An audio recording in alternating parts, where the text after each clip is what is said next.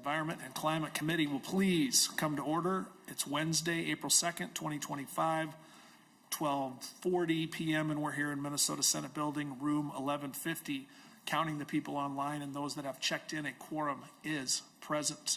We're going to start by hearing Senate File 2926, Senator Hauschild.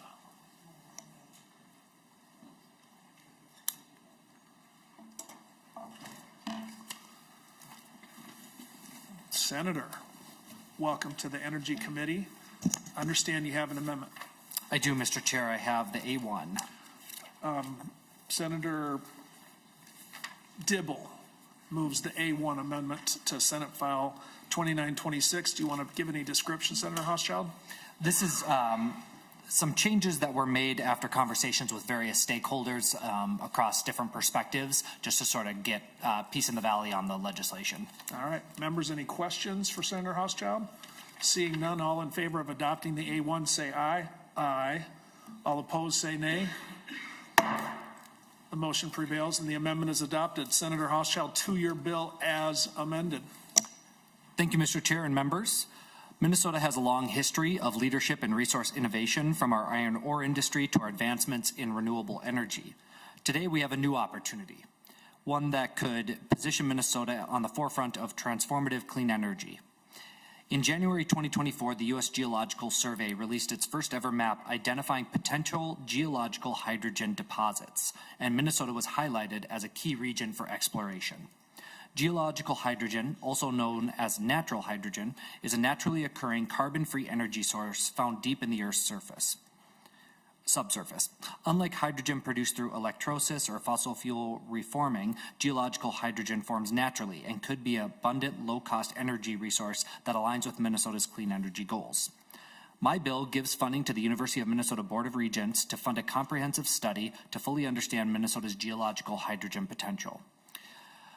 The Natural Resource Research Institute, NRRI, at the University of Minnesota has decades of expertise in geological research, resource innovation, and energy development. This study is critical because it will allow Minnesota to stay ahead in the emerging hydrogen economy, attract economic investments and create jobs, support our clean energy transition. But before I turn it over to the testifier, I encourage you all to note the letter of support that you'll find in your packets with a diverse group of stakeholders who support the legislation. And with that, Mr. Chair, I do have Ralph Weberg, who is here from NRRI, to testify on the bill.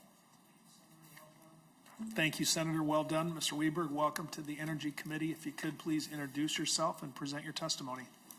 Thank you, Chair France. My name is Ralph Weberg. I'm the Executive Director at the Natural Resources Research Institute, University of Minnesota. I'd like to thank Senator Hauschild for bringing the bill forward, and thank you and the committees for your time to listen today. I'm also thankful to the Energy Foundation and partners for bringing the bill forward. To state my testimony does not constitute a Board of Regents request, and I have to make sure that that's clearly stated, but I'm here to talk about NRI's interest in supporting this bill. As Senator Hauschild laid out, hydrogen is a critical tool for Minnesota and the nation to reach energy and our industrial output goals. It's an opportunity for Minnesota to be a leader in this area.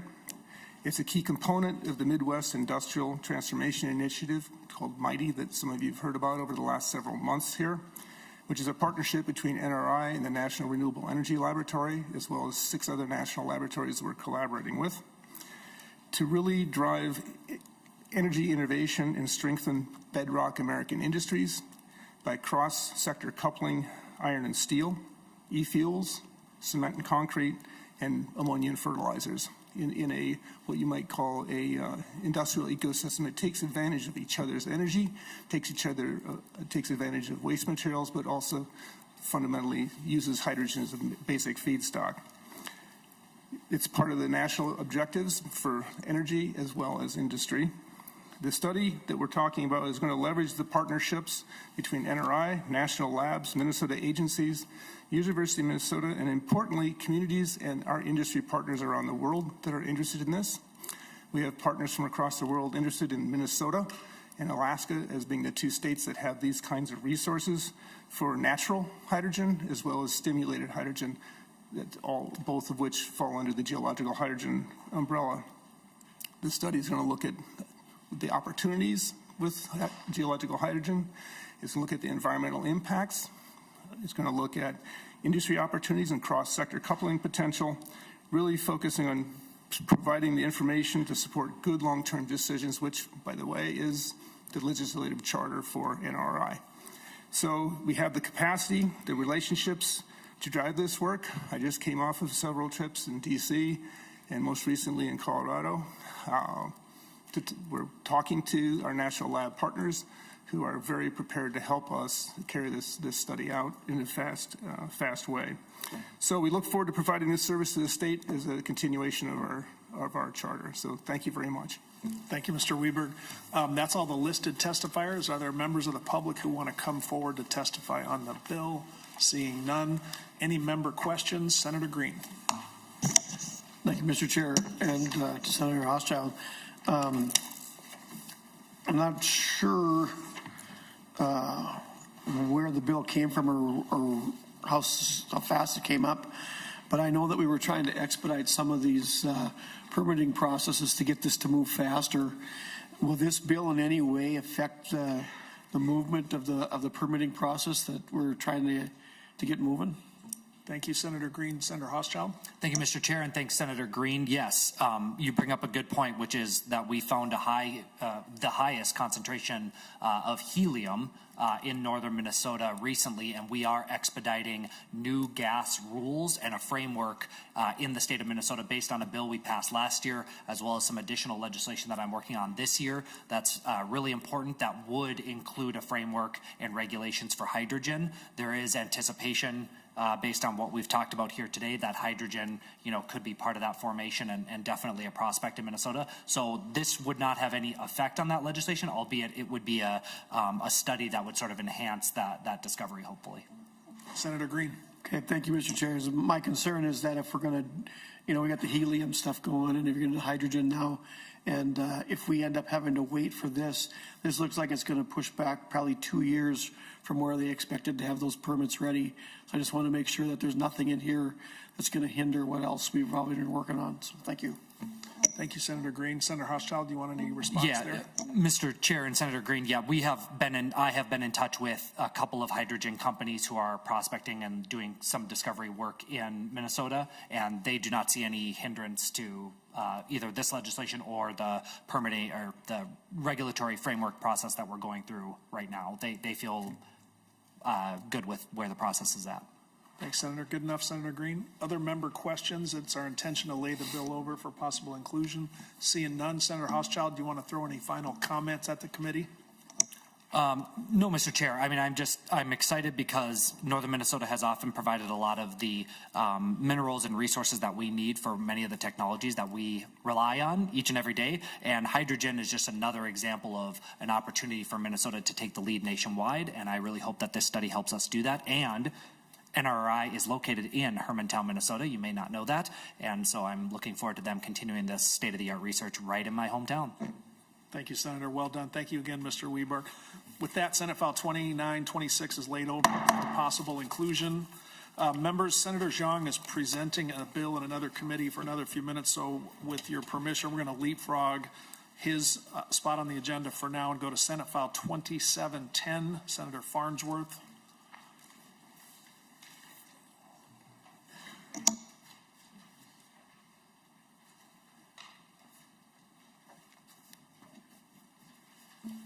Senator Farnsworth, welcome to the Energy Committee. It's good to see you again.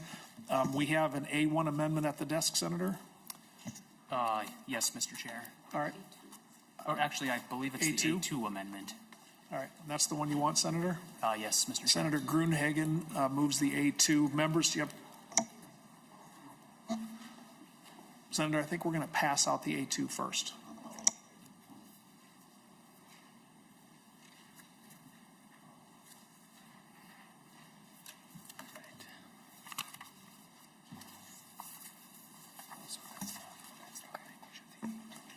Thank you for that. While we're passing that out, Senator Farnsworth, do you want to describe the A2?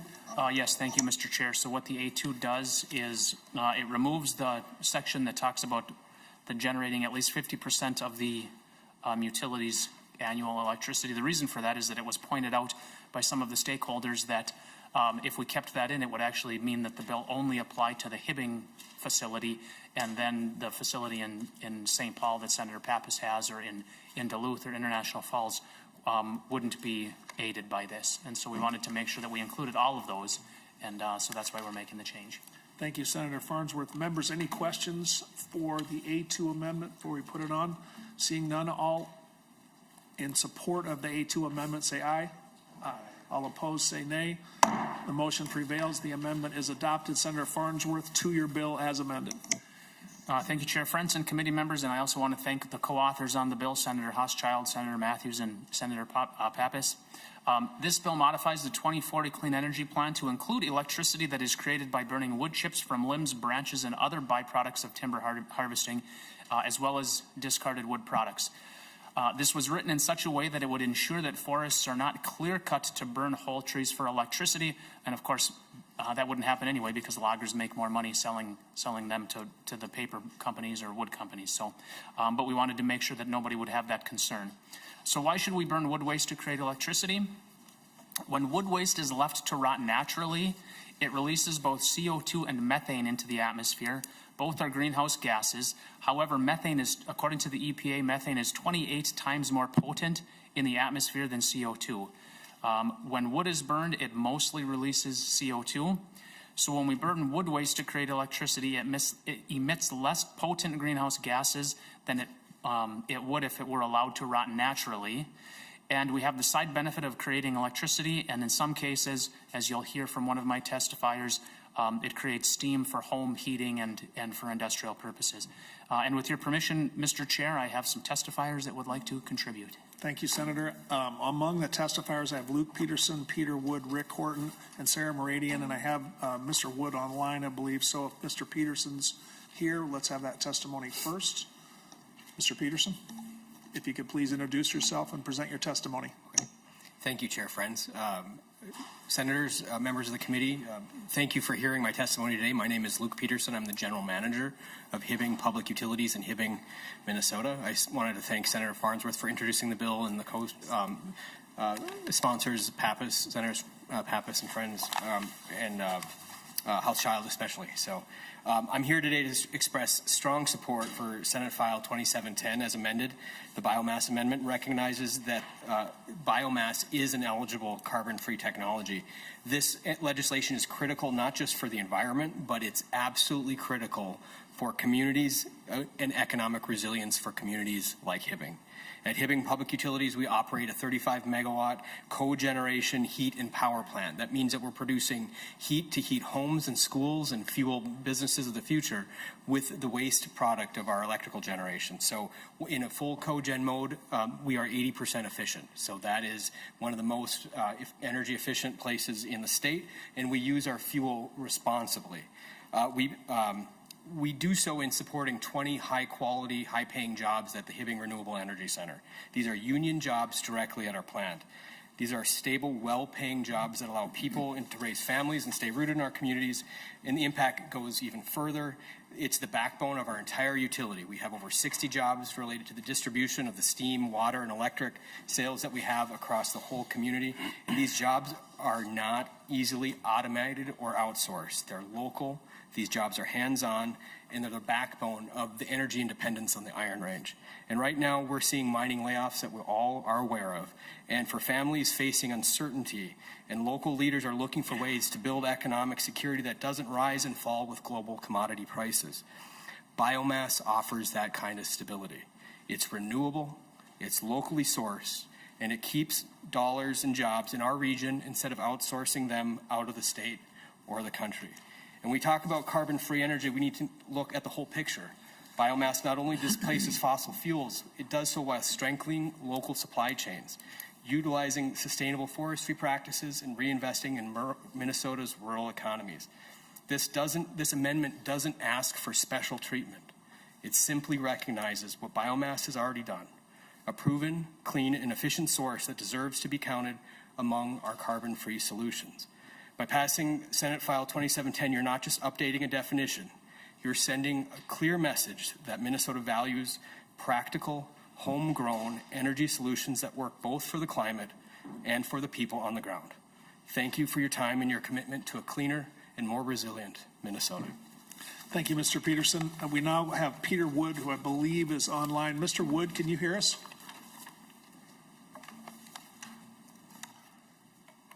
Yes, can you hear me okay? Loud and clear, Mr. Wood. Thank you for coming today. If you could please introduce yourself and present your testimony. Yes, thank you, Mr. Chair. Thank you, folks, for willing to take a little time that you're willing to listen. Sorry I can't be there with short notice. I'm in D.C. right now, so that's what I'll say, American Loggers Council. But my name is Peter Wood. I am a third-generation logger from northern Minnesota, northeastern Minnesota. Canyon, outside Duluth, about 30 miles, 25 miles. And my family's been doing this since 1917. We have a lot of history in it. We've been doing it, and we have stayed probably within 30-mile radius my whole life of harvesting the trees. When I say harvest the trees, we're managing the forest, actually. If you want to know more about the timber industry, I do also do a radio show out of Duluth, podcast, which is called Let the Sawdust Fly, and I only talk about the timber industry. I've had politicians on as well, but we do not talk politics or religion when this section is on, strictly about the timber industry. So if you want to learn more about it, let the sawdust fly. Now, in question about the timber industry here, biomass, from our perspective, okay, the biomass is really the bottom of the barrel. A logger is not going to take nice, beautiful pine trees and grind them up and use them for wood waste, because either he's not that smart or he's going to be shortly out of business real quick because the financial end will kill him. It's too expensive. The wood that you pay for is too expensive to buy to put it into wood chips to haul to a boiler plant to burn for electricity. This product is usually just the stuff, the wood waste that's out there that can be utilized more. It's very needed. A lot of people don't realize we're a hidden industry, very well hidden, and you don't realize why we need things like this, because in order to clean up the forest floor, some places there's a tremendous amount of wood that's dead. Minnesota is only consuming 2.3 million cords a year. 20 years ago, we were consuming 4.5 million cords a year consumption. Well, that fiber is still growing quite well. And there's also a lot of, like, if you got up by the Two Harbors area and you went inland quite a ways, you would find a tremendous amount of balsam beetle killed wood that is dead trees standing, which becomes extremely vulnerable for fires. And if a person could go in there like myself, my family, and clean that up and have a place to put it, meaning to manufacture, to not to make finished wood products, but that kind of wood would become boiler fuel. There's still a use for it. And when we do that, we clean up the forest. And when we're done, most people don't realize we still have a forest. Whenever you come up north and you leave the Twin Cities and you get up by Forest Lake area and you start looking on both sides of the road, all you're going to see is forest upon forest upon forest. 100 years ago, 150 years ago, those trees weren't there. They keep coming back. It's renewable. It's the most renewable thing we can do. And what we do as a family business is we manage that. We're always got plenty of work, but what we need is plenty of markets. And we need markets more and more. I believe that this state is growing way more than 2.3 million cords. Way more. And we need markets like this that we could utilize to create electricity. And this is just another tool. We're not after a huge piece of the pie, but we're after a piece of the pie so that it could be used in the proper way. If you have any questions, I can take them right now and let you know a little bit about my history or anything like that. Thank you very much, Mr. Wood, for your testimony. We'll ask all the testifiers to stand in case there are member questions. Our next testifier is Rick Horton. Mr. Horton, is that you? Mr. Chair and committee members, my name is Rick Horton. I'm the Executive Vice President of Minnesota Forest Industries. We're a trade association representing the large wood-consuming mills in the state. We've got a direct and an indirect interest in this issue in that our largest mills do burn biomass for combined heat and energy. and generate between 70 and 90% of their own needs. And they're large energy consuming mills. So we want to make sure that as we move forward, we're recognized as carbon neutral and carbon free in that space. Woody biomass energy can provide reliable, dispatchable baseload power from a source that is renewable and sustainable. Locally produced biomass from mill residues, timber harvest residue, and forest restoration byproducts can provide ample feedstocks. There's plenty out there to do this. And this energy production is considered carbon neutral by the UN and a number of other large global entities.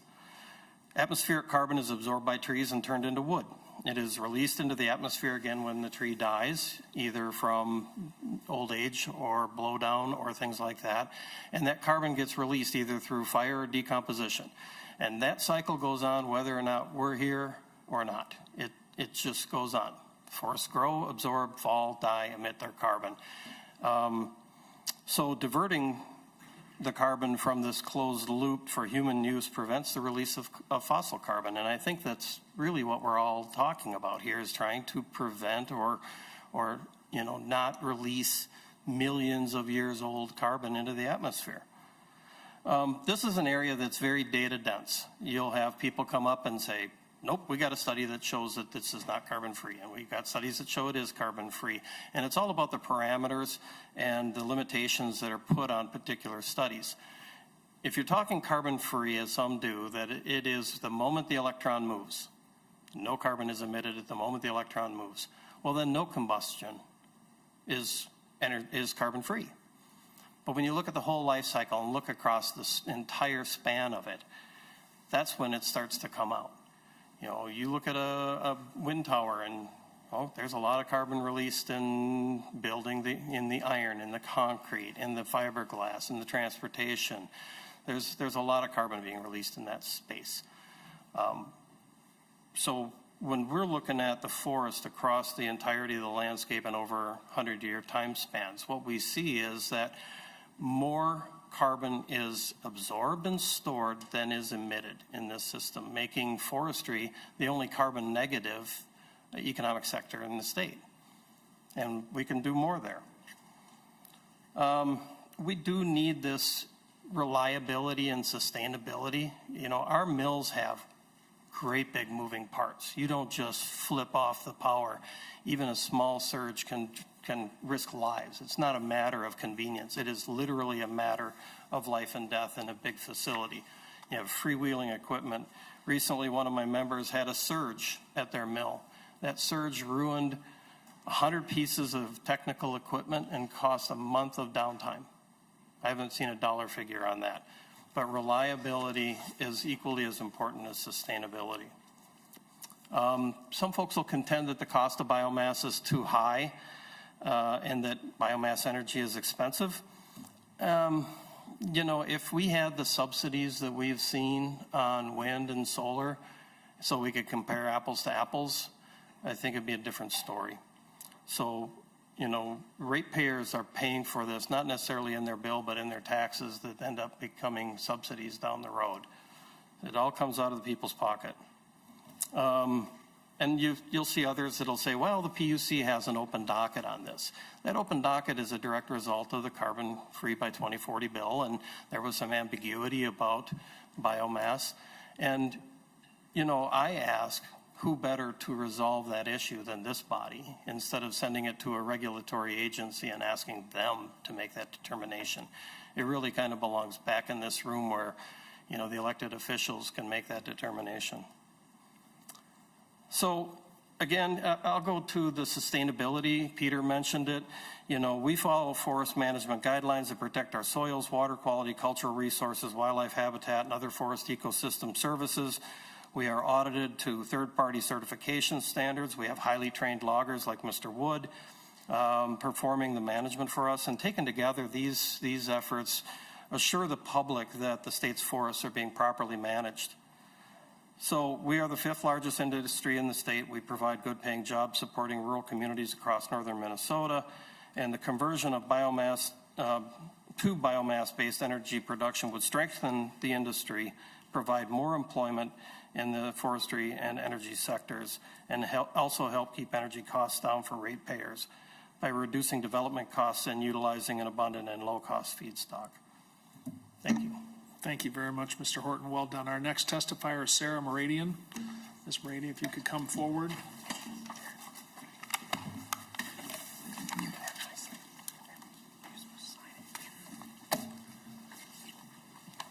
Ms. Meridian, welcome back to the Energy Committee. If you could please introduce yourself and present your testimony. Thank you, Chair Friends. Committee members, my name is Sarah Meridian. I'm the Government Relations and Policy Director for CURE. I appreciate the opportunity to testify in strong opposition to SF 2710 today. In 2023, the legislature passed the 100% carbon-free law.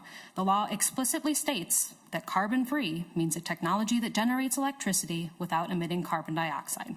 That language is not ambiguous. It is crystal clear. If a technology emits carbon dioxide in the process of generating electricity, it is not carbon-free.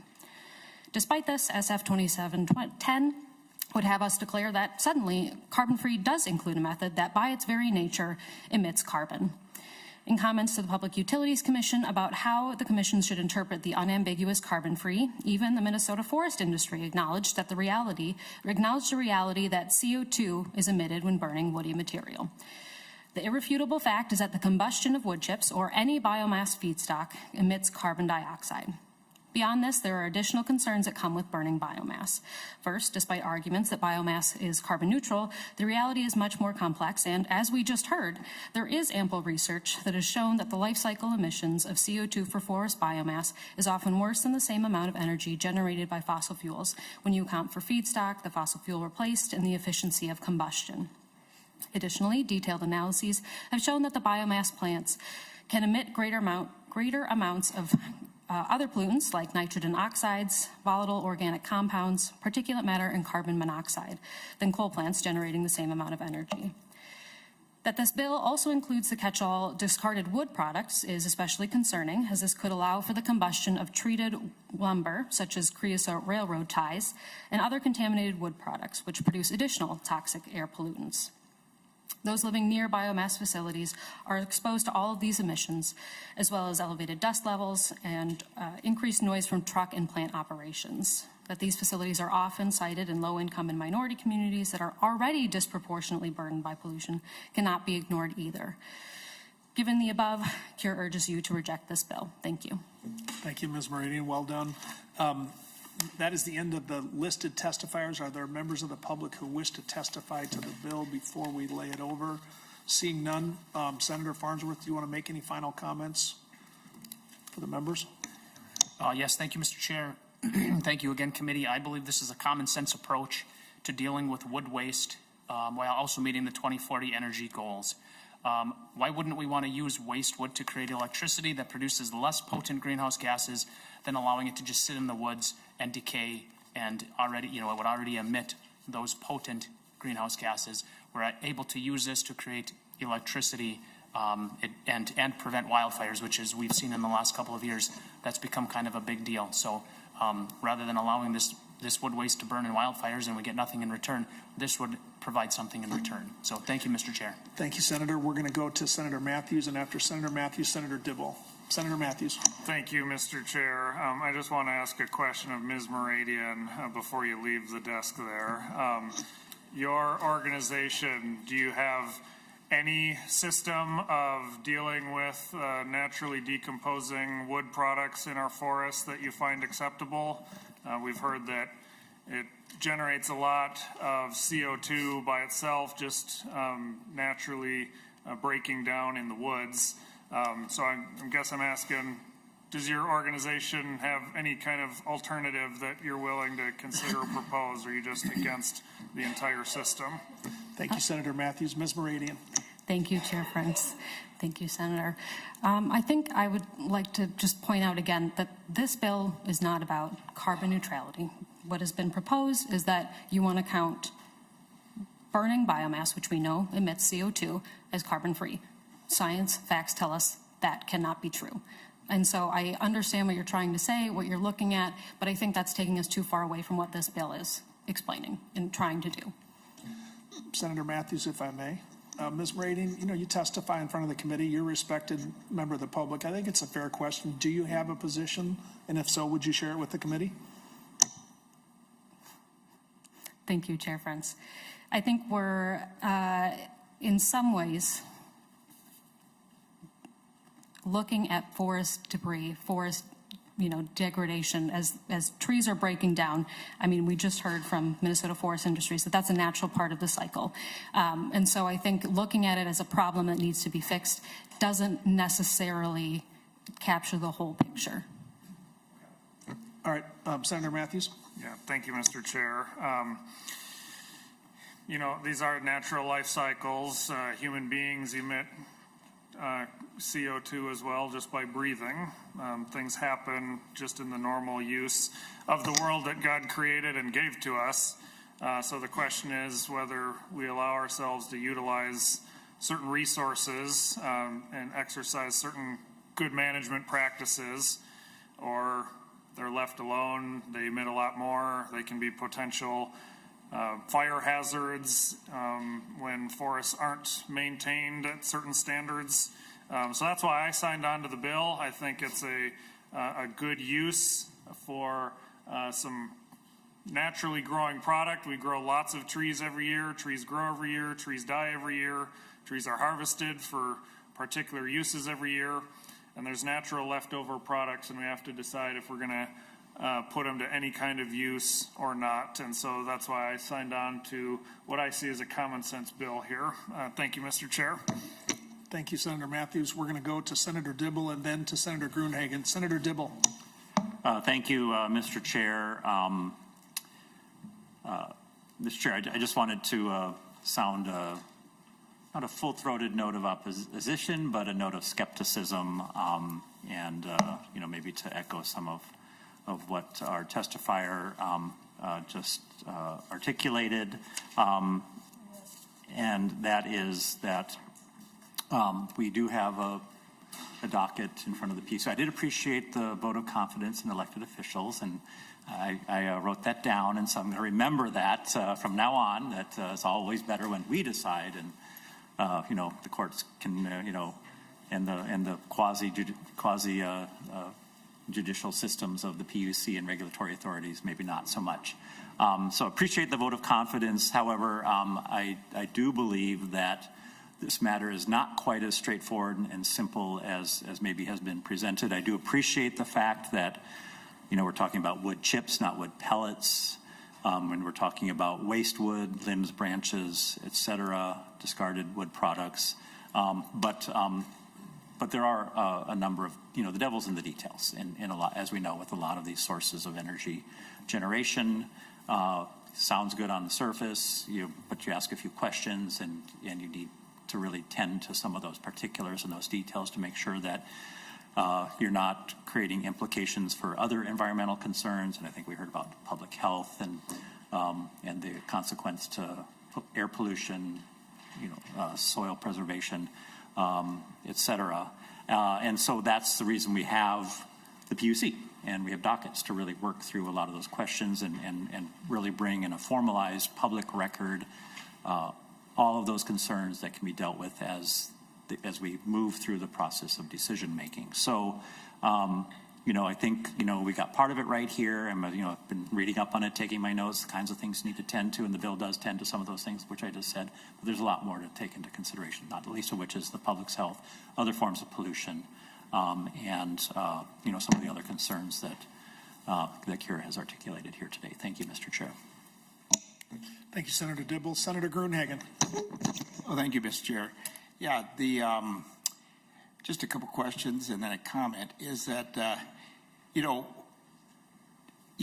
I've done a little bit of reading on the science of forestry, which when you read that, it talks about the need for cleaning up fallen trees, decaying trees, and those types of things, primarily as a fire hazard. And so would your bill help with this as far as the forests are concerned, to clean up some of that more flammable debris, wood debris that's in the forest? Who's your question for, Senator? Whoever wants to answer it. We have a number of talented testifiers. I see Mr. Horton come back up. Do you want to tackle that question, sir? Mr. Chair, for the record, Rick Horton from Minnesota Forest Industries. Yes, this gives us a great opportunity to manage our forest systems. And it's not just the waste. A lot of people, when they see a logging operation afterwards, they go, oh my God, look at this mess. Well, a lot of that mess is biomass. And when we had markets, as we did in the past for biomass, we got a lot more public acceptance for forest management because the site looked a little better afterwards. It's also much better for replanting trees. When you have a lot of slash on a site, it's difficult to get trees down amongst the slash and they get enough sunlight to be free to grow. We do have site level guidelines in place. We do leave enough biomass on a site for soil health and for wildlife habitat. So we've got those guidelines all in place. The other thing it gives us an opportunity to do is address some of the forest health challenges that we face. Emerald ash borer is on everybody's lips around the greater metro area because it's right there in your face, but it is creeping north. And we just, 2 weeks ago, had the quarantines extended because of new fines. And when EAB gets into our ash stands in the north, there's 1 million acres of pure ash that could die. And having an outlet for that material so that we can restore the forest would be very good. We got 1 million acres of dead and dying tamarack. We have 720,000 acres of dead and dying balsam fir and spruce that's highly flammable in the northeastern part of the state. These don't have good markets. So having a market like this allows us, gives us the economic engine to go out and restore the forest and manage the forest. Thanks, Mr. Horton. Senator Gruenhagen. Oh, thank you, Mr. Chair. Yeah, thanks for that response. And I think it's one of the reasons I'm supporting this bill is we've seen, situations in our country even where we have not done that, okay? We have not managed the forest in a positive way. And I'll just give the example I'm familiar with. When I was in the Marine Corps back in 71, 73 out in Camp Pendleton, it's a dry area, and there were fire breaks that were bulldozed. So you'd have fires, but they'd only could go so far, and then they'd be controlled. Or there was they had controlled fires also out there. Well, I have a customer whose brother's out there. He was a firefighter, he retired. But he just said they don't do that anymore. And we just seen the results of letting everything grow up out in California. The whole place burned down just about, okay? So to me, what they're doing in this bill is actually environmentally friendly. If we continue to not clean this stuff up and have huge forest fires, that's the environmental disaster which we've seen out in California. So to not support cleaning this stuff up and managing the forest is anti-environmentalist, okay? So remember that, members. We need to clean this stuff up to prevent some type of a disaster like we've seen out in California, where the environmentalists have sued themselves into a disaster. Thank you, Mr. Chair. Thank you, Senator Gruenhagen. I don't see any other member requests to comment. We're going to lay the bill over. Senator Farnsworth, based on the member questions, anything you want to add before we lay it over?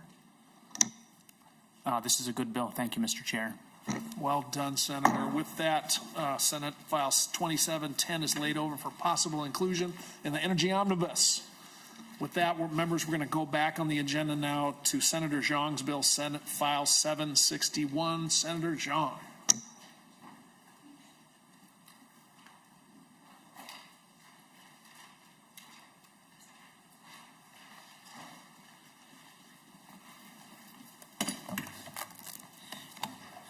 Thank you, Chair and committee members.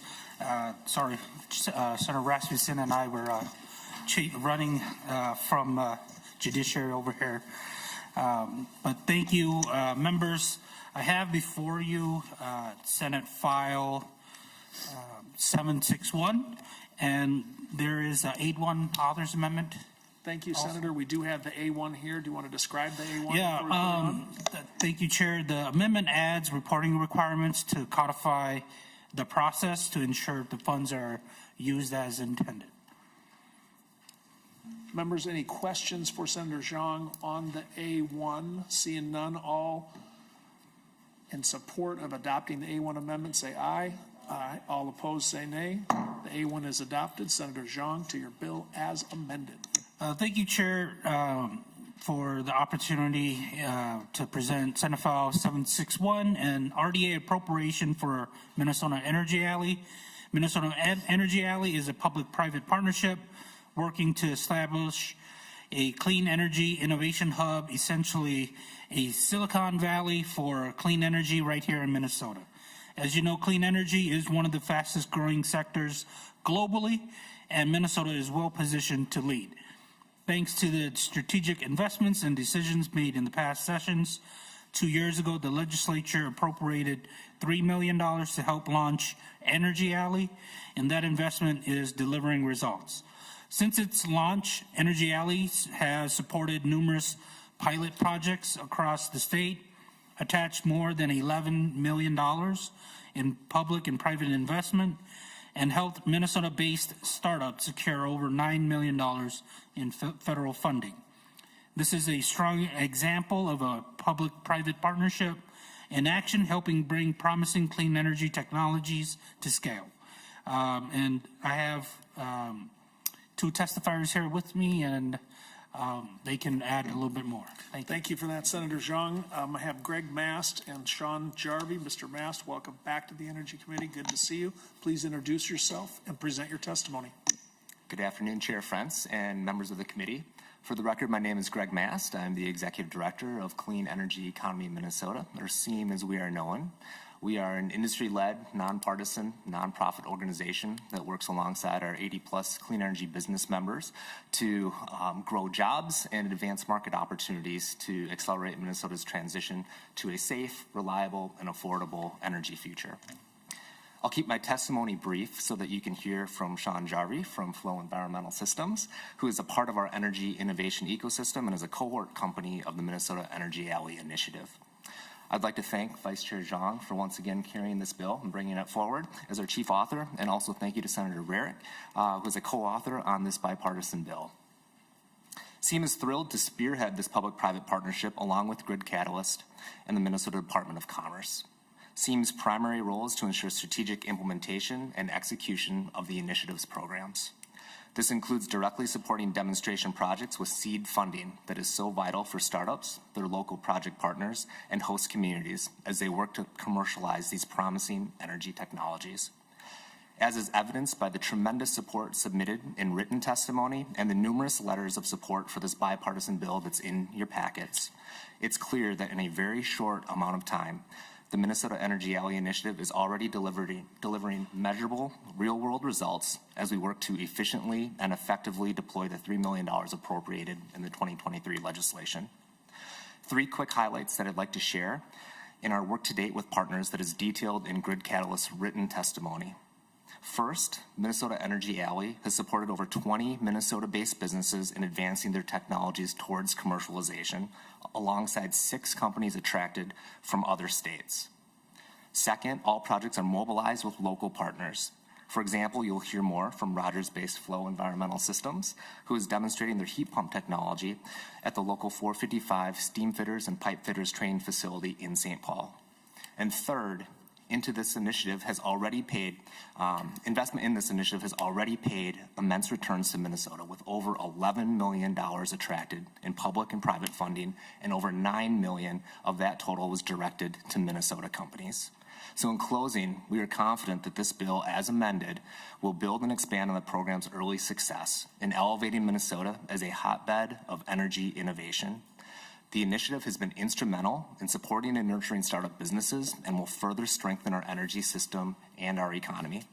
Thank you for your consideration of Senate File 761 as amended, and I ask for your support as conversations and discussions continue regarding renewable development account appropriations the rest of this session. Thank you for the opportunity to testify, and I will plan to stick around to take any questions that you may have. Thank you, Mr. Mast, for your testimony, and thanks for coining the phrase hotbed of energy innovation. With that, we're going to go to Sean Jarvie. Mr. Jarvie, welcome to the committee. Please identify yourself and present your testimony. Hello. Good afternoon, Chairman Friends and committee members. It's my honor to be here today with you. My name is Sean Jarvie, and I am the Chief Technology Officer at Flow Environmental Systems, a Minnesota-based energy company located in Rogers. After 3 years in development, Flow is on the cusp of delivering a Minnesota-made heat pump to building owners worldwide. Starting with a demonstration project here in St. Paul, we hold patents and IP that make our CO2 heat pump incredibly energy efficient while avoiding the use of synthetic refrigerants that contain forever chemicals. This heat pump can replace a standard heating and cooling system comprising chillers, cooling towers, boilers, and domestic hot water heating. It not only improves efficiency, but simplifies building operations, saving time and money. It's a compelling, advanced engineering and financial solution. So Flow's technology has been deployed by engineers, or deployed and developed by engineers and operators who understand how important it is that any new technology makes life easier for operators and offers a simple and cost-effective approach to installation that minimizes disruption and existing building structures and operations. As we look to the coming year, Flow is excited to see our first installations become operational, including a project plan for the local 455 steam fitters and pipe fitters union training facility right here in St. Paul. People often underestimate how hard it is for startups to secure their first customers. If they can't point to a tangible demonstration that their technology works and can thrive in real-world conditions, it is known as the commercialization valley of death for a reason. As we have seen other startups languish and fail without pilot opportunities and forward-thinking partners. Even with the brightest team and best technology, this step is critical to market traction, scaling, and in our case, building manufacturing capabilities right here in Minnesota. And the demonstration step is even more important in mission-critical applications like heating in a cold climate like Minnesota again. This is why we are so grateful to Minnesota Energy Alley Initiative for its crucial support at exactly the right time in our technology and business development. With the initiative's support and the guidance from the teams at Grid Catalyst and SEAM, we will mobilize our pilot this spring and have a fully working heat pump installed by this summer. It will be a showcase for what's possible, a place to bring future customers, and a training ground for next generation workforce on cutting edge HVAC technology. We are incredibly grateful to the state of Minnesota for giving us this pathway to success to build and grow from our Minnesota home base.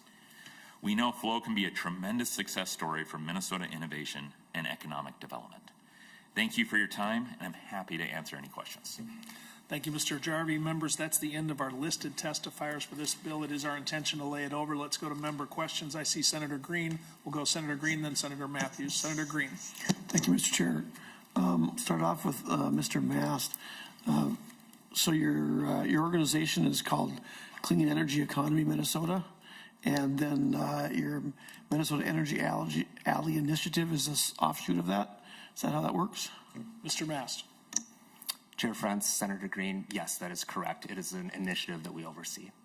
Senator Green. Thank you, Mr. Chair. So you're a nonprofit. How long have you been in business? Mr. Mast. Chair Friends, Senator Green, we launched publicly in 2016.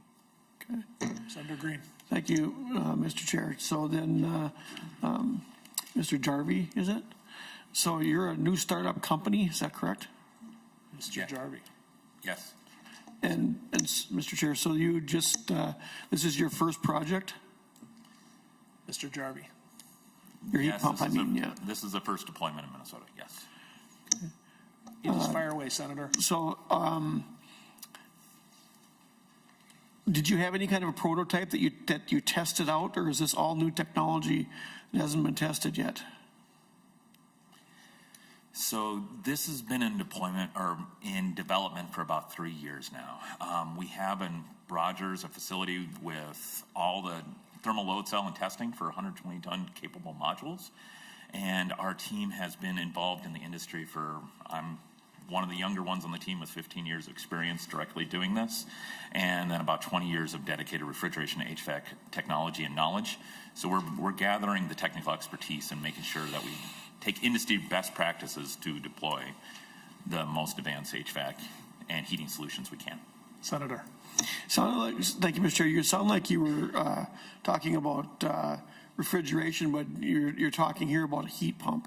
And you mentioned something about new technology that uses something different than what's already being used in the heat pumps. Can you explain what that might be? Mr. Jarvie. Sure. We are using CO2 as our working fluid or the refrigerant inside of a heat pump.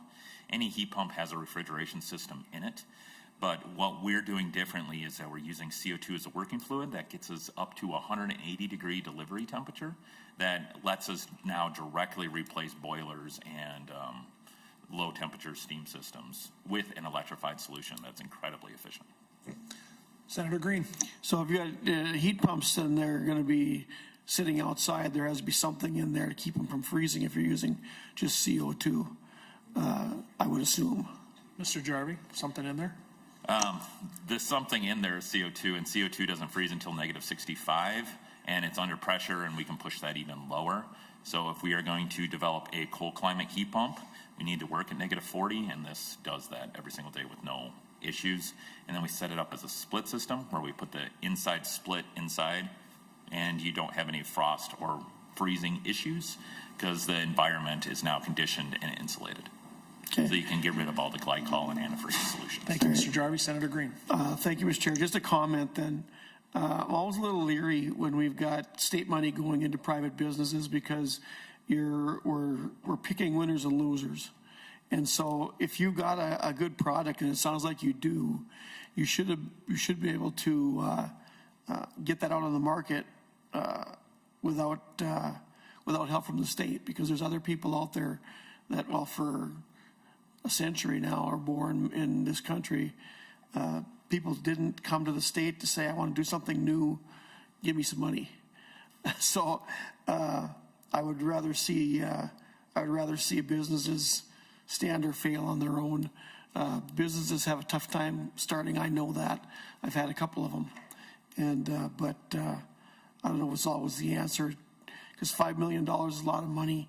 So one more question, I guess, to Mr. Mast. How many different businesses do you intend to help with the $5 million? Thanks, Senator Green. Mr. Mast. Mr. Chair, Senator Green, thanks for the question.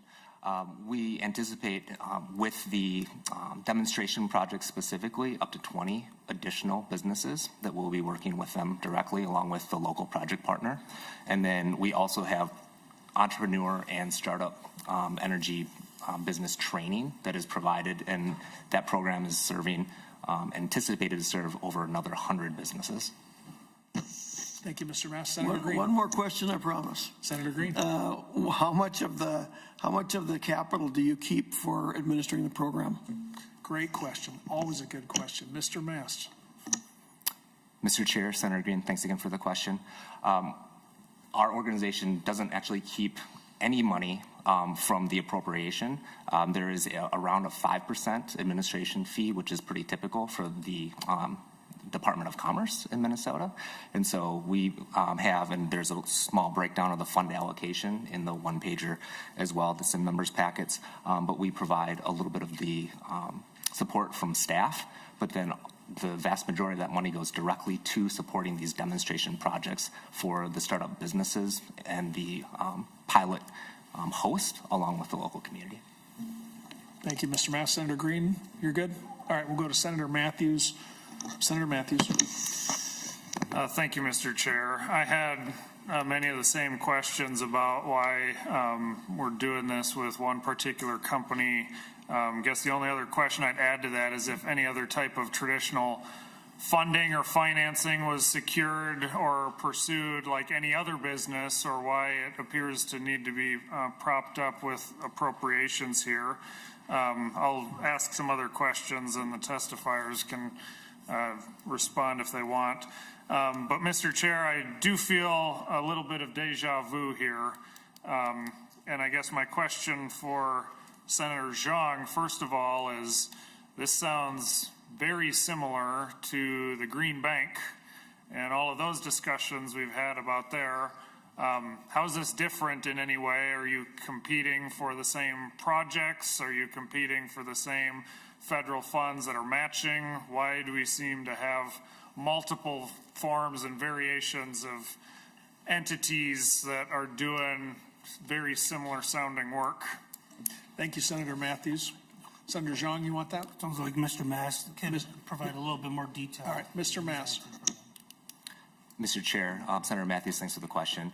I would say the easiest way to distinguish the Minnesota Green Bank or MNCEFA from Minnesota Energy Alley Initiative is the Minnesota Energy Alley Initiative, specifically with the appropriation from the state, is looking at helping to focus on the pilot and demonstration of these technologies that are for, I would say, Department of Energy technology readiness levels at 6, which means they are ready for commercial deployment, whereas MNCEFA or the Green Bank, that is actually using existing technologies that are already often in the market to then serve or be deployed within oftentimes low and moderate income communities, et cetera. And so the state of the technology development is quite different.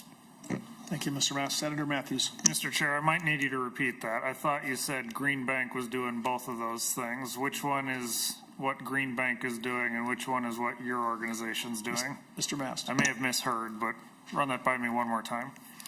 Mr. Chair, Senator Matthews, the Green Bank would be working with the mature technologies that are already in the market versus the Minnesota Energy Alley Initiative, which is really focused on helping to pilot and demonstrate the emerging technologies for the first time in a commercial application. Okay. Senator Matthews. Mr. Chair, the staff here helped look up the language that passed 2 years ago establishing this, and it was $3 million, and the funding is available still until June of 2027. So where are you at with the $3 million? Good question. Mr. Mast. Mr. Chair, Senator Matthews, thanks for the question.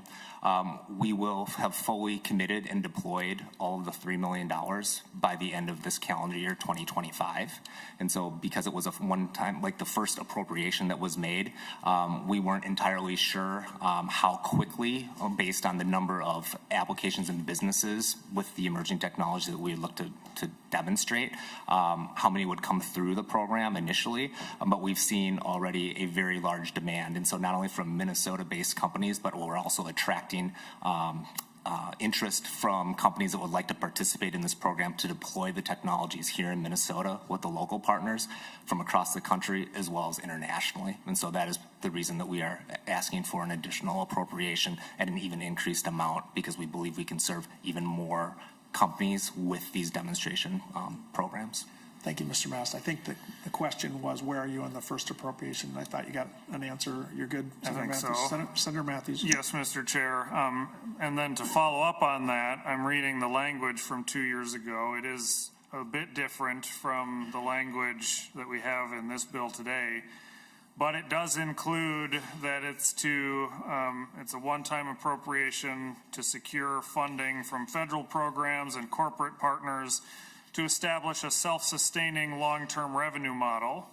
So I see you coming back here 2 years later asking for $5 million more. Doesn't that defeat the idea of being a self-sustaining model? Thank you, Senator Matthews. Mr. Mast. Mr. Chair, Senator Matthews, thanks again for the question. We've made a lot of progress in just a year and a half running this program, where we've already attracted commitments in external funding, and specifically for the companies that are participating in this program and for those demonstration projects. With that initial $3 million state appropriation that are being deployed for those projects, we've already leveraged follow-on funding from private sector as well as other outside money to the tune of $11 million, and 9 of which are going directly to Minnesota-based companies. And so the reason that we're coming back for more is because we've seen this be so successful that we think that if we're able to also continue with this program, prove even more success with a larger number of companies, then there will be other models that will continue to spin out from this that will be entirely private sector funded and or leverage other outside money where there will not be a need for any other state participation. But I will say, because it's a very competitive landscape for companies like Flow Environmental Systems, for example, where they could go anywhere to deploy their technologies, having the opportunity to do it right in their backyards, and I don't want to speak for the company, but some of the feedback that we've received from other companies that are going through the cohort process, Minnesota, we've elevated our attractiveness for companies to want to stay here. And they have been going and following, to Senator Green's earlier point, where there are other programs or incentives, companies will go there to deploy their technologies. And so Minnesota now has become a very attractive place where, again, we're leveraging significantly more outside money than what the state appropriation is providing, but the state appropriation is enabling that for companies to stay here as well as lever even more outside dollars. Senator Matthews. Thank you, Mr. Chair. And I understand your position on that and your excitement on that. As I've been reading over this bill and looking at this, Mr. Chair, I think that this group then needs to figure out how to keep growing on their own and grow or fail on their own efforts.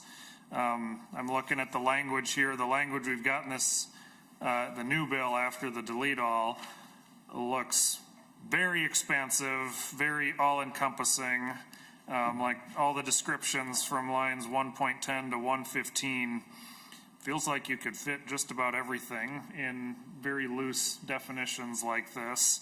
And so I think this committee's got to make some hard decisions, think long and hard about some financial decisions being made along the way.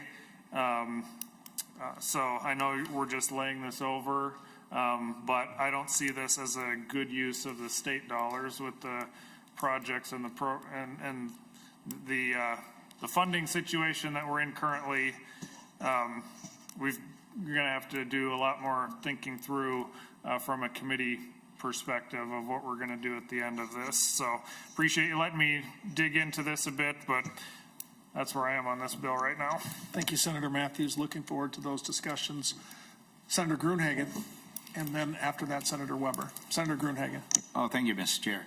Yeah, well, it's a good discussion. I guess I have some of the same concerns that have been voiced by Senator Green and also by Senator Matthews. You know, I'm not a big fan of picking winners and losers by the government, because 9 times out of 10 we lose. Okay, the taxpayer loses. But Senator Matthews kind of concentrated on what my question was going to be, and that's line 1 point on the original bill. It was 1.12 to 1.13.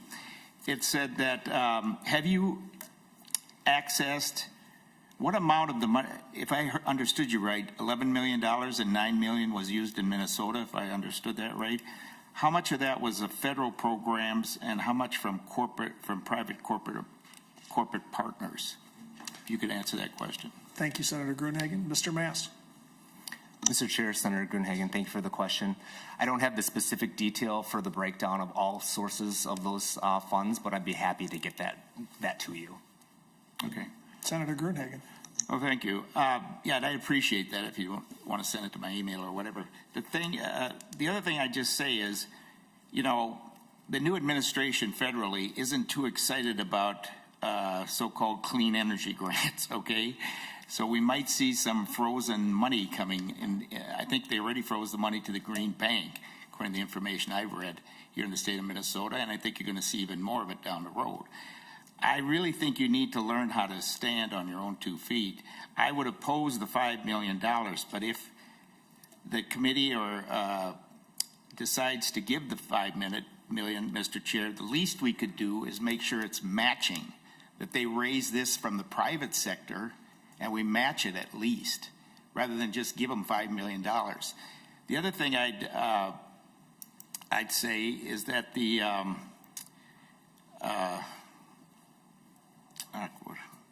we're giving them an advantage other companies don't have. So why not create a level playing field, allow competition, and see who the winners and losers are?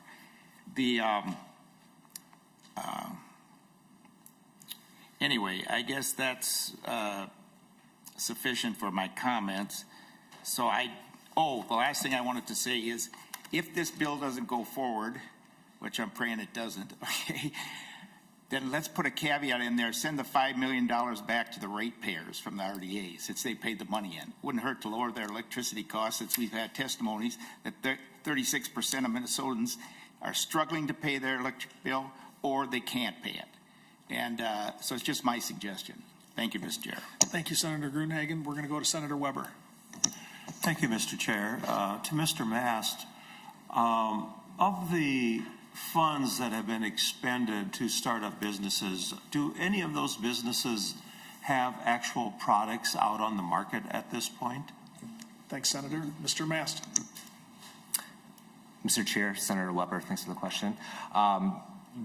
These particular companies, this is a first commercial application, which is why we're referring to it as a pilot or demonstration of the technology. And so while potentially a company may have another product line or something that might be in the market already today, we are focused on a very specific product or solution that we are helping to try to commercialize for the first time. And so that's what this program is primarily focused on, is supporting those entrepreneurs and the startups primarily with a first of its kind type product to get it into the market. But these products are ready for commercial application. Thank you, Senator Weber. Thank you, Mr. Chair. So, Mr. Mast, if they are, when you say they're ready for commercial application, so what is the expectation as to when that implementation will occur? Mr. Mast. Mr. Chair, Senator Weber, as I had briefly mentioned earlier on, federally, there's technology readiness levels through the Department of Energy, et cetera. The long and short of it is these technologies, with where they are at, where the company has developed them, they are not lab scale, bench scale. They are ready to be tested in real market applications in order to verify performance, to get data, to see how they're really performing in the field, per se. And that is really important for these companies and that particular product, because it's the first time that it's actually being deployed in a real world environment. I hope that is helpful. Potentially, if you'd like, we could try to have Mr. Jarvie try to explain how they're approaching that, if it would be helpful. Appreciate that, Mr. Mast. I think we'll go back to Senator Weber and see if he wants any clarification, additional questioning, or anything else. Senator Weber. Not right now, Mr. Chair. Thank you. Members, other questions? Again, it's the intention to lay it over. Seeing none, Senator Xiong, do you want to make any final comments? Yes, thank you, Chair. All the questions are relevant questions as we are facing a tight budget, but I think this is one project that is good for Minnesota, good for the future in Minnesota, whether they support it or not federally. I think we here in the state of Minnesota, as the testifier had mentioned, we are leading, we are attracting businesses here and keeping them here, and we're leveraging outside money with this small seed of funding here from here in Minnesota. So I hope that it would get its consideration for RDA funding. Thank you, Senator Xiong. Well done. I received roughly 1 million texts reminding me that the government does get involved in the ethanol industry. We do think that's for the best interest of the state of Minnesota. So at times we make those decisions. But I thought those were great questions on both sides. And with that, Senator Xiong, Senate File 761 is laid over. Members, our final bill is our second to last bill is Senate File 2224. Senator Rasmusson here to the Energy Committee. Members, we understand there's some agreement that's been reached. You may recall this bill as one we said we would not have back unless they had a deal. I'm told they have it. Let's just see.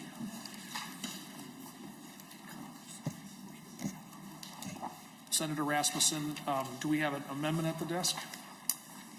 Thank you, Mr. Chair. And I'm just grateful for the opportunity to continue working on this bill after our initial hearing in the Commerce Committee, and so appreciate the opportunity to present today a compromise solution that I believe gets us to peace in the valley.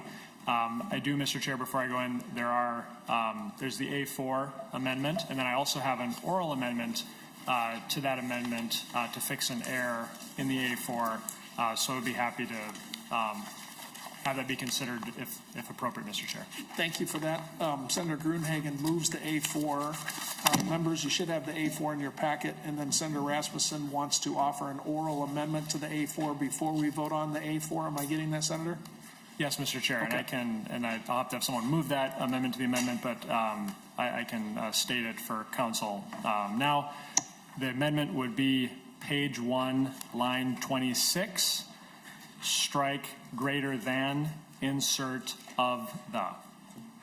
Thank you, Senator Rasmusson. One moment, please. Ms. Severson. Thank you, Mr. Chair. Senator Rasmusson moves to amend Senate File 2224 as amended by the A4 amendment as follows. Page 1, line 26, strike greater than, delete greater than and insert of the. Thank you, Ms. Severson. Senator Gruenhagen moves the oral amendment. Any discussion, members, to the oral amendment to the A4? Seeing none. All in favor of adopting the oral amendment, say aye. Aye. All opposed, say nay. The oral amendment is adopted to the A4 amendment. Now, members, let's go to the A4 amendment as amended.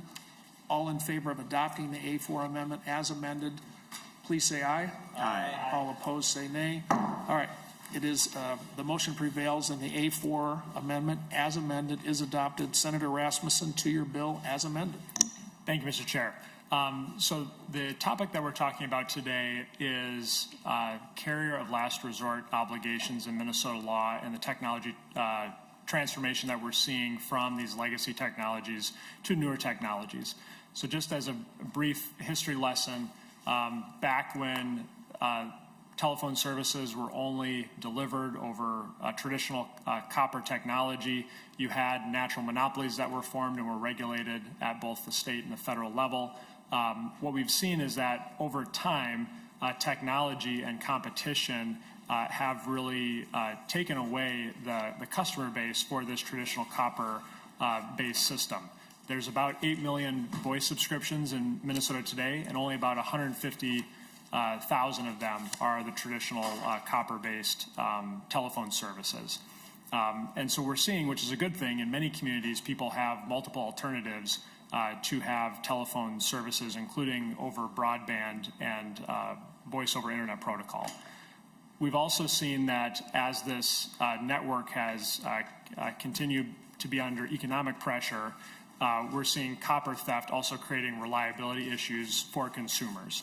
And so the bill before the committee today would ensure that Minnesotans have access to telephone services and are able to make a orderly transition over to newer technology. And the bill before the committee puts in place a rigorous process for transitioning customers over to a newer, more reliable technology. The telco that's seeking relief of the carrier of last resort obligations is required to submit a plan, a customer transition plan, to the PUC, and they must meet a number of really important criteria. Number one, there has to be an approved technology that they can be transferred over to, such as fiber to the home. Second, there's cost, where it has to be a similar cost to what they are currently paying. They have to help customers with that transition. There's also a program for low-income customers and any fees or transition costs they might face. The Public Utility Commission can require public meetings to inform the public, and there's also a dispute resolution process for any customers that are concerned about the transition. And again, this is all designed to help ensure that no customer is left behind as they're moved to a more reliable service going forward in the future. Mr. Chair, before we go to testifiers, just want to thank all of the stakeholders who've been engaged in putting this bill together, including AARP, Legal Aid, the Department of Commerce, the PUC, and the Attorney General's Office for providing feedback to make sure that we have a strong process that puts consumers first while allowing efficient capital allocation and allowing telcos to build out the network that we'll be relying on in the future. Thank you, Senator. It's a fair statement that this has been an ongoing process, and glad to hear there's some agreement. Our first testifier is Dana Bailey. Ms. Bailey, if you come forward, please. And then we have Brent Christensen online and Sam Smith from the Department of Commerce. Ms. Bailey, nice to see you again. Please introduce yourself and present your brief testimony about this great peace in the valley that you've reached. Indeed. Mr. Chair and members, my name is Dana Bailey. I'm the Director of State and Local Government Affairs for Lumen Technologies. I want to start by thanking Senator Rasmusson for bringing his bill forward today and Chair Klein for getting it over here to your committee, Chair Chair Frentz, and I also just want to say that Senator Rasmusson has been leading an entire ecosystem of stakeholders, and the work that he has done to get the language to where it is today has been sort of nothing short of, yeoman's work or a miracle, if you want to say it that way. It's been a while that Lumen and CenturyLink has been the carrier of last resort and seeking relief for these kinds of obligations, and so we really appreciate his efforts here. We all, the stakeholders, this ecosystem of stakeholders all want the same thing for Minnesotans. We want them to have predictable, reliable, affordable way to reach 911 and connect with family and friends. I'll also just extend my gratitude to the Public Utilities Commission, the Department of Commerce, the AG, the Attorney General, and Legal Aid and AARP. I would also like to thank the Cable Association, and then of course my partners who you'll hear from next, the Minnesota Telecom Alliance. For over a decade, Lumen, alongside with the Minnesota Telecom Alliance and dozens of other competitors, have invested in the type of technology that our customers demand: high-speed, low-latency broadband. And Lumen and MTA members accomplish this with fiber. Other competitors do the same with cellular, fixed wireless, satellite, and cable. In 2024, MTA members alone invested nearly $300 million to serve our customers with fiber broadband. And unlike the old copper pots, the plain old telephone service, fiber holds no value for any resale and is readily available from our suppliers. This is a proactive alignment between telecom policy and the state's broadband goals. The copper theft that the senator mentioned that occurred at the end of 2024 have made it abundantly clear that copper wire lines aren't as reliable as they used to be for our customers. And Lumen is committed to providing a thoughtful and responsible off-ramp from those copper wire lines where possible, while continuing to provide this service where fiber to the home does not exist or doesn't meet the cost threshold. I think that's really important to point out too. We're not going to move someone from a $30 service to a $75 service. We are optimistic about Senator Rasmusson's bill's chances, and we'll continue to work on any necessary discussions that need to happen after this committee, Chair Friends. Thank you, and I'll be glad to stand for questions. Thank you, Ms. Bailey. I do think there'll be some questions. I have Senator Klein. Senator Klein, you want to wait until the end of the testifiers? All right, we'll go to Mr. Smith from the Department of Commerce for his brief comments. Then we'll go to Mr. Christensen, whose testimony is going to be from online. In fact, let's just go to Mr. Christensen now, don't you think, Mr. Smith? Mr. Christensen, can you hear us? I can. Can you hear me okay? Loud and clear. Welcome back to the committee. If you could please introduce yourself and present your brief testimony. Thank you. Good afternoon, Mr. Chair and members. For the record, my name is Brent Christensen, and I'm the President and CEO of the Minnesota Telecom Alliance, or MTA. The MTA membership is a mix of cooperatives, family-owned, privately held, and publicly traded telecommunications providers throughout Minnesota.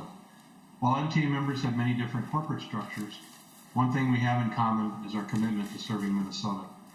I'm here today in support of Senate File 2224, and this bill is a first step in a larger effort to modernize landline telephone regulations. Minnesota is the only state in the upper Midwest that hasn't completely deregulated landline telephone service. Opponents of this bill fear that consumers will be harmed if we modernize telephone regulation. And all you have to do is look around to any of the other states that border Minnesota to see that that's simply not true.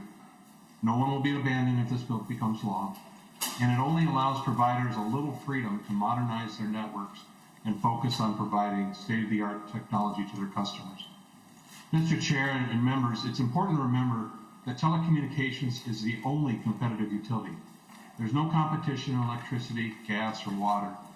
And current laws and regulations were written in a time of rotary dials and party lines. We need laws that reflect today's technology and what consumers really need and want.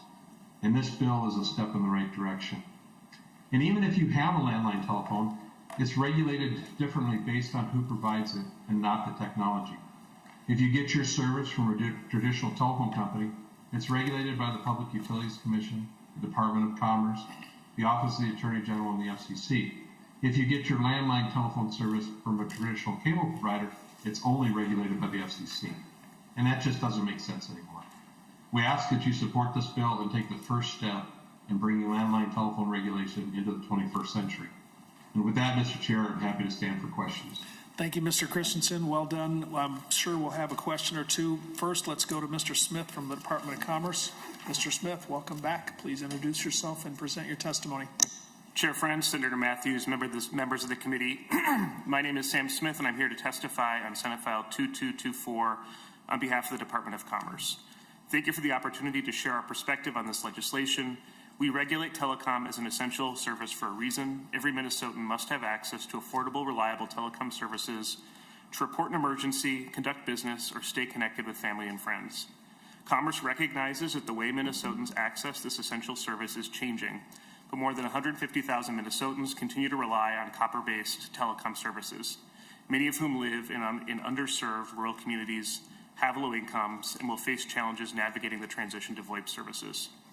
While there is still work to be done, the Department is encouraged by the current state of Senate File 2224 and appreciate the willingness of Senator Rasmusson, Lumen, and other key stakeholders to work together to identify a compromise that includes meaningful protections for Minnesotans who continue to rely on copper wire technology for their telecom needs. Key protections currently in this bill include requiring access to fiber-based internet to the home before beginning the transition process, requiring the creation of a PUC-approved customer transition plan that includes available access to alternatives to copper wire telecom, customer notice requirements in a public meeting when necessary, an obligation to provide technical assistance to Minnesotans navigating this change, including PUC-approved customer dispute forms, and covering transition costs for low-income Minnesotans. This legislation also ensures there is a process for reinstatement of copper-based telecom service when necessary. The Department of Commerce looks forward to continuing the conversation on the trajectory of telecom services and the protections that must exist for Minnesotans who still rely on copper-based telecom. Thank you. Thank you, Mr. Smith. Members, that's all our list of testifiers. If any members of the public want to be heard on this bill, now's the time. Seeing none, we're going to go to member questions. Members, to be clear, we are planning to send this back to the Commerce Committee. With that, our first member to speak is Chair Klein. Thank you, Chair, and thank you, Senator Rasmusson, and to the testifiers. And appreciate your willingness, Mr. Chair, to sort of move this through the Senate Commerce Committee. As you stated, and as I recall, it did not have the full support of the Department of Commerce at that time or of other industry players, and it was felt concerning that some Minnesotans might be left without phone service with the bill. And as he does, Senator Rasmusson worked very diligently with partners and stakeholders of all sorts, and it looks like we're much closer to something that's safe for Minnesotans. So I'm grateful for you helping get it through to this committee and then back to Commerce. You know, it's an essential question for consumer protections. When you move to new technologies, how do you take care of those last few people who are relying on the old technology? When you move to automobiles, how do we make sure the last 10 people who have horse and buggies can get safely to work? And this was a similar project. We had to sort of bring telephone service, essential services, into the 21st century while not leaving stranded people in rural Minnesota who are reliant on 911 service. And I'm so grateful for the hard work you've done with all the stakeholders. I'm really glad with the product we have in the A4, and I'll look forward to including it in our Commerce Omnibus Bill once it is sent back to us. Mr. Chair. Thank you, Senator Klein. Members, other questions for the testifiers or for Senator Rasmusson? Senator Xiong. Thank you, Chair. I'm looking at the subdivision 5 here with the dispute resolution. Maybe Commerce can talk a little bit about it. I see that there is, the amendment didn't remove the burden of proof portion of it, or was it subdivision 4? But maybe Commerce can talk a little bit about it. Does this need to go to judiciary, or is it within an administrative hearing that this gets resolved? Thanks, Senator Xiong. Senator Rasmusson. Yeah, thank you, Mr. Chair, and thank you, Senator Xiong, and I'll let Mr. Smith comment on this as well. But this dispute resolution process is entirely within the PUC. And so it's a process that's set up in this bill where it's designed if you had a customer, for example, who didn't have an alternative technology, or if it was beyond the cost thresholds set in this bill, that they could raise their hand and reach out to the PUC. And as a part of the customer transition process, one of the obligations from the telcos will be to notify consumers that they have this mechanism to use within the PUC. So I don't think it would go outside anything that's not within the jurisdiction of this Committee on Commerce. But I'll hand it over to Mr. Smith if there's anything I missed. You're good, Mr. Smith, aren't you? Thank you, Mr. Smith. Senator Rasmusson, you're exactly right. Mr. Vice Chair, we have this bill here only because the Public Utilities Commission sort of supervises it. So that's not only why Senator Rasmusson's talking about the burden of proof, but why we're sending it back to our good friends in the Commerce Committee. Senator Xiong. And is there a plan in place for if this bill goes through for that transition period? I know the testifier mentioned keeping the 911 service emergency contact. How does that work? Senator Rasmusson. Thank you, Mr. Chair, and thank you, Senator Xiong. That's a great question. And the whole goal of this bill is to make sure that no Minnesotans is left behind as a part of this transition. And so if you have a telco that would like to transition a customer from copper-based technology to a newer technology, they will have to submit a customer transition plan to the PUC. And before they can move forward, they have to have the approval of the PUC and meet all the criteria outlined in the bill. And so that's there to ensure that you don't have anyone that gets left behind. And if you have someone that doesn't have an alternative technology available, which is true in some rural areas, then the telco is not eligible to even submit for that customer to be transitioned because there is no reliable alternative. Thank you, Senator Rasmusson. Senator Xiong. Thank you, Chair. Just the last question, and I'm just a little concerned with, because I come from working with seniors, doing legal work there with seniors, and it's just how they do their communication, and so I would like to see a little bit more of tightening up on that, and so hopefully we can come to some sort of agreement and get a bit clearer picture of what that transition might look like. Thank you, Senator Xiong. Members, other questions or comments for the author or the testifiers before we move to send it to Commerce? Seeing none. Senator Rasmusson, do you want any final comments before we make the motion? Mr. Chair, I appreciate the opportunity to work on this bill with stakeholders, and I just appreciate all of the critics of the initial version of this bill. I think have produced a much stronger result, and glad that we have peace in the valley. I think we'll maybe have a few tweaks left to go, but I think we've made really good progress on helping Minnesotans make an orderly transition so that they have the phone services they need. Thanks, Senator Rasmusson. I believe Ms. Bailey and I discussed a couple hours ago the difference between peace in the valley and need a few tweaks, but it's going to be in the Commerce Committee soon and off our plate. So with that, the question is on the motion of Senator Klein that Senate File 2224 as amended be recommended to pass and be sent to the Committee on Commerce and Consumer Protection. All in favor of the motion say aye. Aye. Aye. All opposed say nay. The motion prevails and the bill is off to Commerce. Thank you, Senator Rasmusson. Thank you, testifiers. Our final bill is Senate File 3201. Senator Oumou Verbeten.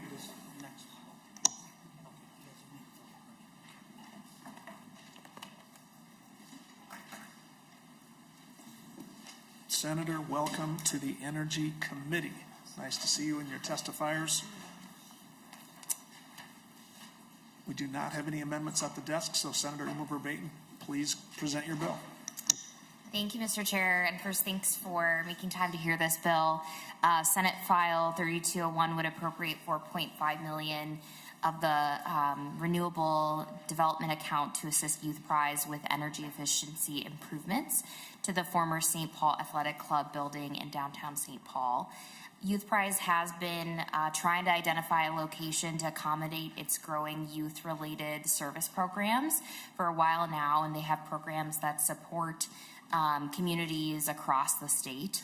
And last year, Youth Prize invited legislators to visit a potential site to accommodate this growth.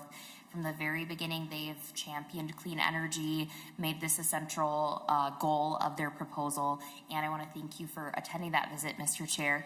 And so now Youth Prize has selected that old St. Paul Athletic Club in downtown St. Paul, and really just bringing forward this bill to support their energy-related costs to update the facility. So they have signed a purchase agreement, plan to acquire the property this summer, and as you can see from the handouts, this is a really well thought out proposal. Youth Prize has a great track record, and they've successfully partnered with various state agencies in providing specific services for vulnerable youth. So with that, I'll turn to the testifiers. Thank you very much, Senator. I did tour Youth Prize with Senator Oumou Verbeten. It is impressive. With that, our listed testifier is Erin Martin. So if you could introduce yourself and present your testimony, please. Yeah, my name is Erin Martin, and I serve as the Policy and System Transformation Program Director at Youth Prize. Thank you for the opportunity. Youth Prize seeks to increase equity with and for Minnesota's Indigenous, low-income, and racially diverse youth to meet the emerging needs of Minnesota's youth while serving a broader geographic area. Youth Prize has embarked on an expanded vision to create cooperative housing and a community center that addresses the needs of our community's children, youth, and families. This project is a transformative investment in Minnesota's youth and our shared future. By repurposing the former St. Paul Athletic Club located at 340 Cedar Street in downtown St. Paul, we are creating a space that provides workforce housing, economic opportunity, and essential services for young people, particularly those from low-income and racially diverse communities. The entire project is estimated to be over $30 million, and this $4.5 million investment proposed in Senate File 3201 is a critical piece of the vision, funding energy efficiency improvements that will ensure long-term sustainability of the project. These updates include roof repair and replacement to support solar panels, LED lighting improvements, and design and engineering costs. It will reduce operating costs and allow us to reinvest those savings directly into youth programming, housing support, and workforce development, creating a sustainable model of serving the community that will be less dependent on government and philanthropy. By modernizing this historic building with green energy solutions, we are not only creating a space that serves young people today, but also building a model for sustainability that will benefit generations to come. Furthermore, these improvements align with Minnesota's broader commitment to energy efficiency and climate-conscious development. Beyond its environmental impact, this project is designed to be financially self-sustaining. Revenue from event space rentals, workforce housing, and the commercial kitchen operations will ensure long-term viability without ongoing public funding.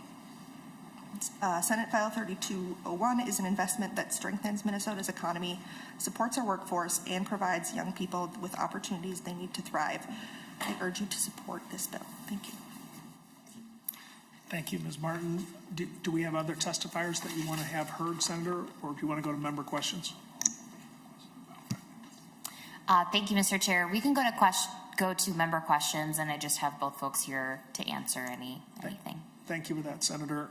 We're going to go to Senator Matthews first. Members, just to be clear, the request for RDA means that we intend to lay the bill over for possible inclusion. So with that, Senator Matthews.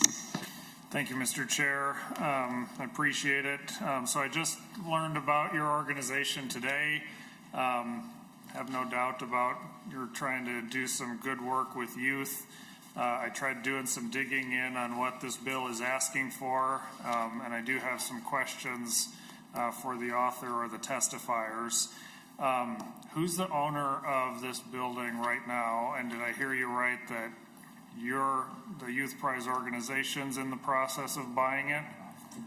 Thank you, Senator Matthews. Ms. Martin? Yeah, thank you. Ned Rupp is the current owner of the building. We have signed a purchase agreement for the building and plan to acquire it this summer. Senator Matthews. Thank you, Mr. Chair. I found Pioneer Press reporting last year that the building failed to acquire a $750,000 minimum asking price bid at apparently a previous time that it was sold.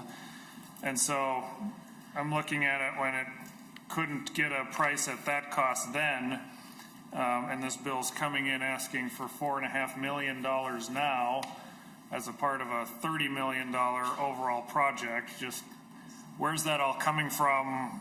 What's going on with this building? Are there other financing pieces involved? This just seems pretty out of proportion from what we might see for some kind of renovation project. Senator Oumou Verbeten, do you want to tackle that? These are the kinds of questions we get on RDA requests, or another testifier if you prefer.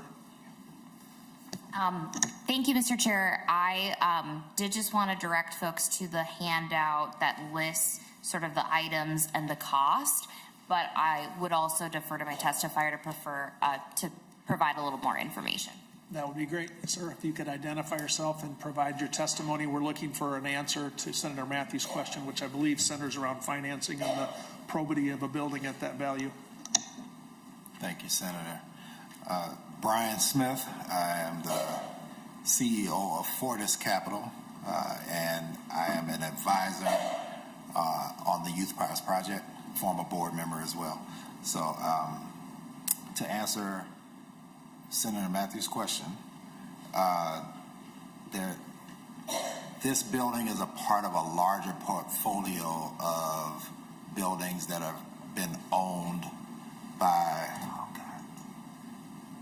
Equities, I'm sorry for losing the exact name, but it didn't sell because of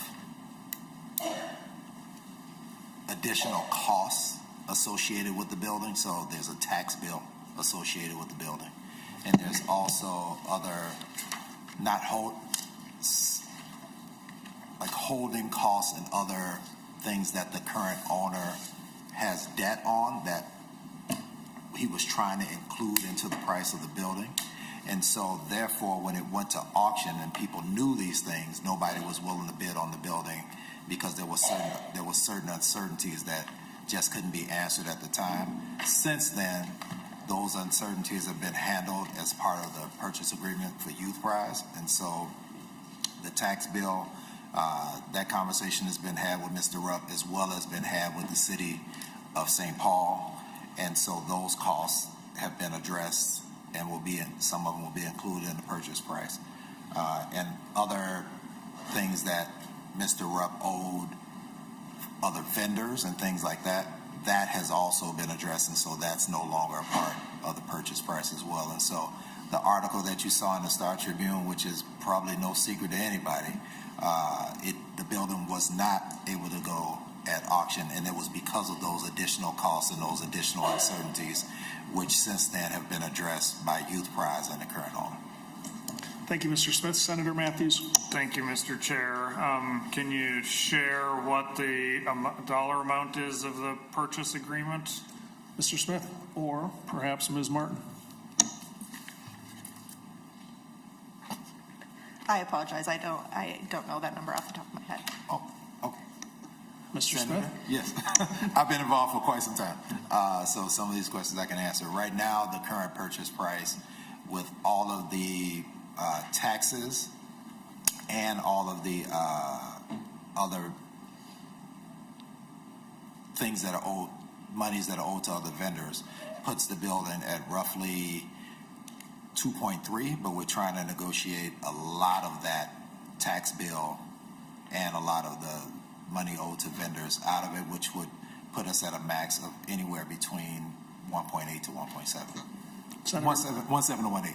Thank you for that. Senator Matthews. Thank you, Mr. Chair. So with the overall $30 million